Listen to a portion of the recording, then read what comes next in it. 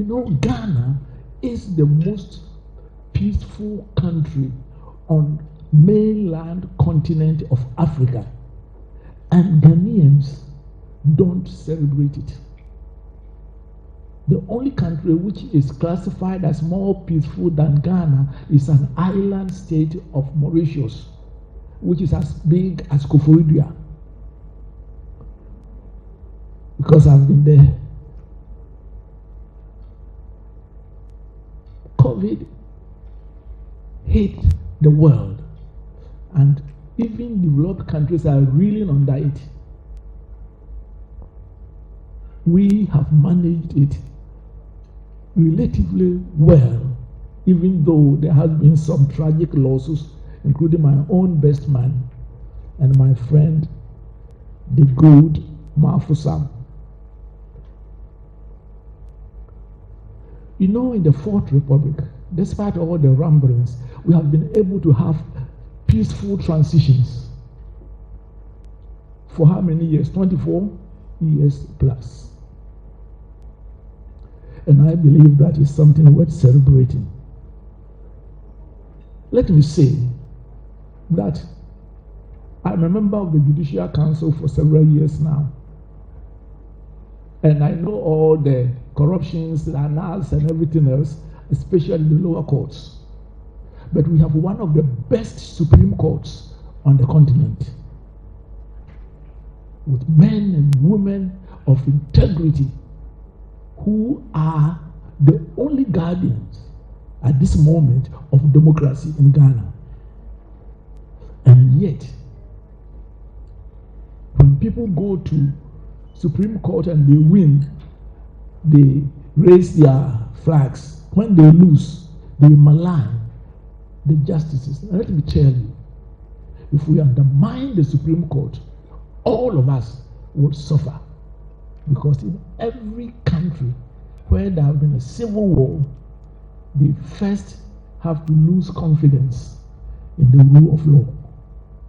It's unacceptable to allow the likes of Kelvin Taylor and Kennedy Agyepong and the rest to say unprintable words about the apex judges of Ghana.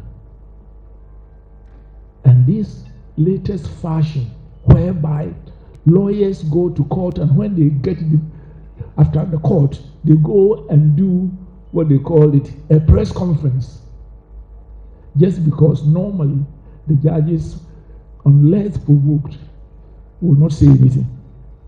It cannot be allowed to continue. And so sad that a lawyer on a hearsay can issue a statement impinging the integrity of the Chief Justice. And Ghanaians are saying that we are digging our grave. And one day, we will be like Bonhoeffer, who says that the Nazis first came for the prostitutes on the street, they came for the drunkards and the mad people, then they came for the Jews and they said nothing. And at long last, they came for him. Let us be very careful. I cherish the freedom of speech of this country. And let me tell you that despite the incidences, we have one of the most liberal atmospheres whereby you can speak your mind, as I'm doing, and when you step out, there will not be some security men awaiting you there. I lived on the Nkrumah. My father was the chairman of one of the largest constituencies in Ashanti, and I knew that there was a time parents could not discuss national issues at home because they may have their bed place changed the following morning.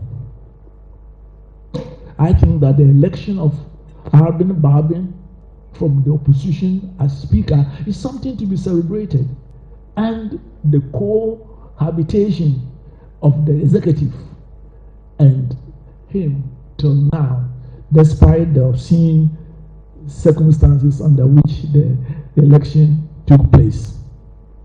We host the African Continental Free Trade, and Ghanaians are not celebrating.